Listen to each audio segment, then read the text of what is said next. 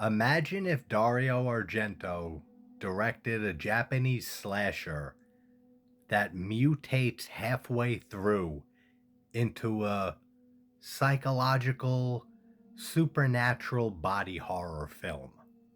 That's what this movie is. Toshiharu Ikeda's Evil Dead Trap from 1988, which translates literally to Ghost Trap or Trap of the Dead Spirits, which is interesting because despite having Evil Dead in the title, this movie has nothing to do with Evil Dead. The only Evil Dead-esque aspect of this movie is some of the camera work is very reminiscent of Sam Raimi and the work in Evil Dead.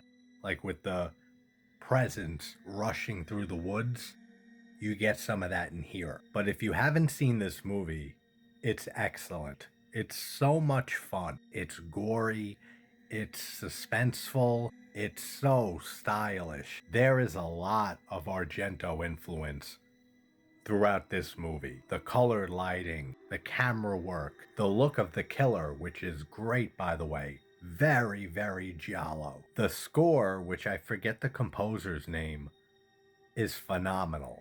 It's catchy. It sounds like an outtake from Deep Red or Suspiria's soundtracks. It is so heavily influenced by Goblin in the best way possible, though. Some very eerie, very effective, very catchy motifs that you hear multiple times throughout the movie, played slightly differently with different arrangements or different instruments. But yeah, the score is excellent in this movie, as are the practical effects. For the plot, we have Nami who works at a TV station and she gets sent an anonymous video, a brutal video.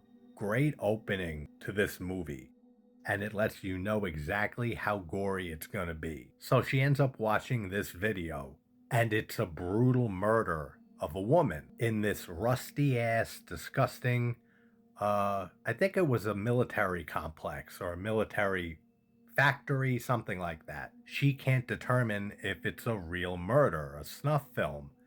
It looks like a real murder to her. So she decides, let's go with our camera crew to the place and check everything out and investigate. And they end up getting stalked by a killer. I don't want to spoil any more than that if you haven't seen the movie. The performances are great. The lead actress who plays Nami gives a very good performance. The directing, the editing, everything about this movie, it's so creative. And the kills in this movie are very unique, very interesting, and again, I can't give enough credit to the people who did the effects. And apparently this movie has two sequels, which I've never seen, never checked them out. If you have seen them, let me know if they're worth it. But if you've seen Evil Dead Trap, let me know your thoughts in the comments. If you haven't seen it, absolutely check it out. It's on Shudder, I think, if not some other extension on Prime.